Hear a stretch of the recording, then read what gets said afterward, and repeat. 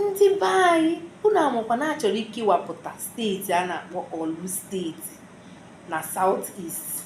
Ụbọchị 4 gara aga, a bill was passed ikewapụta steeti a na-akpọ Orlu steeti. Steeti a kpọrọ Orlu steeti si na ụfọdụ obodo dị na Anambra, Imo steeti na Abia steeti. Ya pụtara na ọ bụ na obodo gị so n'afọ a m ga-akpọpụta, ịmarụ na gịnị na obere oge ị ga-abụ onye Orlu steeti. So gee ntị ka ị mara ka afọ obodo gị eso n'obodo ndị a nọ ga-adị na gịnị Orlu steeti. Okay, nke mbụ Orlu West, Orlu West, Orlu East, Ide-Atọ North,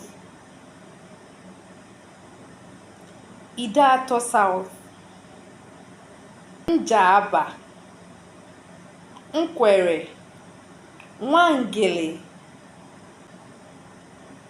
Izu, Oguta, Ọhaji Egbema, Onu Imo, Ihiala, Ụga, Uli. Nke a pụtaziri na mahadum dị n'Uli. Nke a ga-abụzi na nọ ndị steeti Orlu ga-eweruzi ya na ọ bụrụzi na Anambra ka ọ dị. Okay, Ọzụbụlụ, Akaọkwa, Aro ndị Izuọgụ, Ụmụuchu, Ụmụnze, Ụmụakụ, New Ide-Atọ North,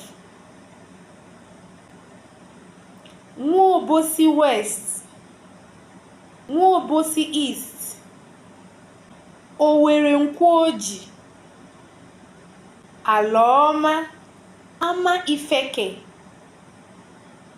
Owerri Biri Ụmụọwa. Ka ọ dịkwanụ.